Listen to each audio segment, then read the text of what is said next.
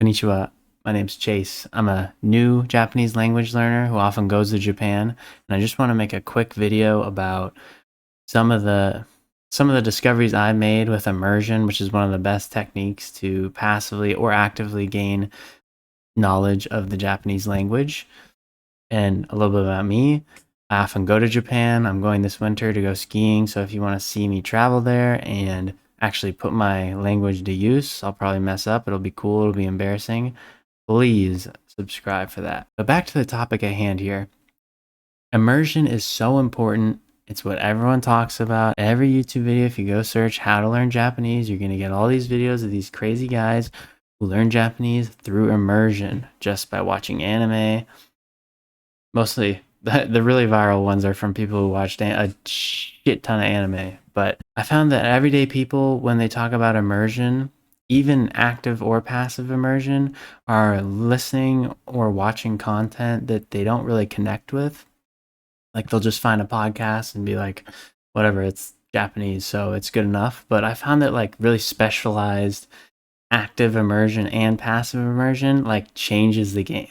Obviously, you have anime, and that's one of the better examples of people choosing a form of media that they really enjoy in the Japanese language.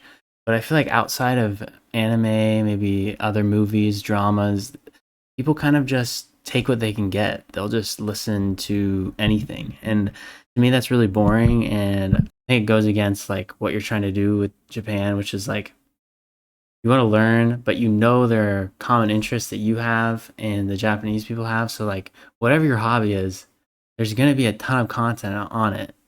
And video games is a good example. I think a lot of people do, but not enough. So I'm going to show you an example of ways that I use active immersion in a very specialized, connected way to what I'm interested in. So here's my first example.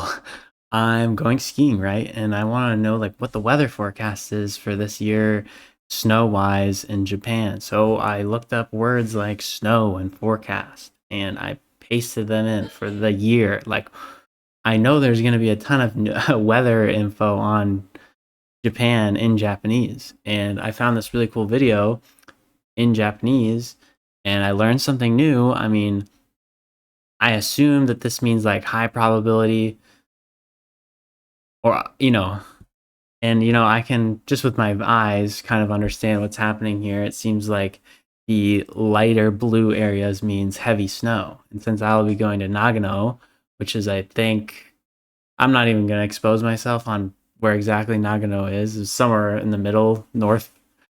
There's going to be a lot of snow, and that gets me really excited. So I watched this video, and I even went down in the comments.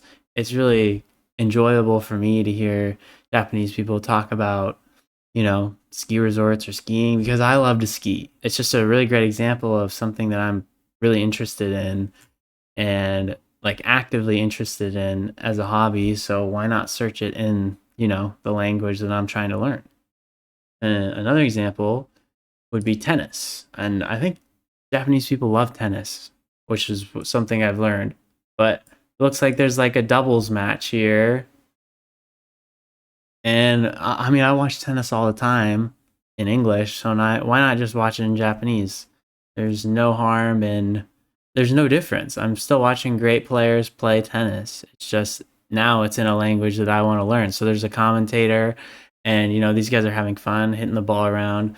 There's so much Japanese like lettering that I can start to understand, and maybe words that I'm actually interested in learning. Like if I go to Japan and I want to play tennis with a Japanese person, maybe I'll know how to keep score in Japanese or say common words like serve or volley. Maybe I'll start to learn those words. So creating that connection with immersion is super important, and it's incredible to do. It's so fun.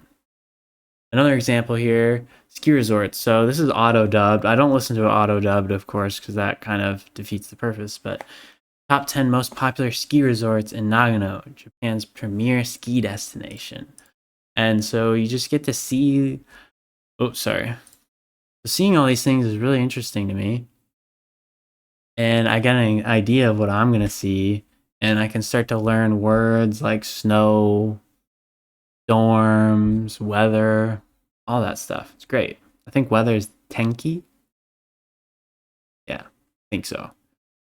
But and again, the comments are so cool too. You know, people talking about how long they've been skiing, why they love it, and why they love where they grew up. So really cool. And I think one of the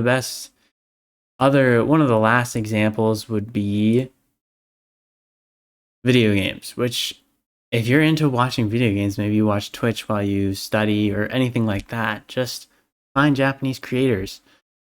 You know, Asia as a region is always good at video games, so maybe you can learn how they play the game a little bit differently and maybe learn call outs in another language. That'd be cool.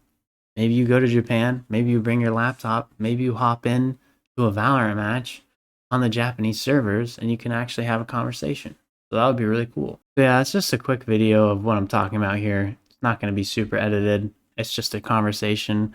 Maybe it helped a few of you out who didn't think about going down this route of specialized immersion. And even when you're doing passive immersion, I still recommend finding content that you actually care about, not just a podcast of people talking really slowly so you can understand it, although that's helpful too.